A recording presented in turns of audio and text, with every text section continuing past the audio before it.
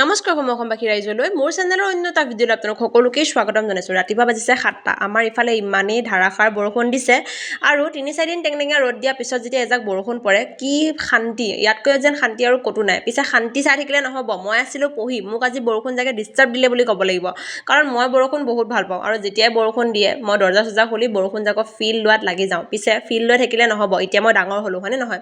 মানে অকণমান যদি ফাং ফুং কৰোঁ নিজৰ মাইণ্ডটোক বুজাই পেলাই আকৌ বেক টু দ্য ৱৰ্ক মানে জল্দি ঘূৰি আহোঁ। কাৰণ মই যদি ফাং ফুং কৰাত লাগোঁ, মই মোৰ ল'ৰা ছোৱালীকেইটাক কি শিকাম? মানে মই মোৰ ষ্টুডেণ্টকেইটাৰ কথা কৈছোঁ, সেইকেইটাও কম ফাং ফুং নকৰে আকৌ। সেইকাৰণে পঢ়ি থকাৰ মাজতে মানুহজনে যেনিবা পানী এগিলাচ যোগান নধৰা নহয়, সদায় যোগান ধৰে, কাৰণ পানী এগিলাচ নোখোৱাকৈ মোৰ দিনটো কেতিয়াও আৰম্ভ নহয়। বাৰু বাদ দিয়ক, ঘৰত গোটেইখিনি কাম সমাপ্ত কৰি মই এতিয়া গৈ আছোঁ টাউনলৈ বুলি। টাউন যোৱা মোৰ এটাই কাৰণ থাকে, মোৰ বেকাৰী বস্তু উঠাবলগীয়া থাকিলে মই টাউন গৈ পাওঁগৈ মানে, আৰু সপ্তাহত 2-3 দিন যাবলগীয়া হয়।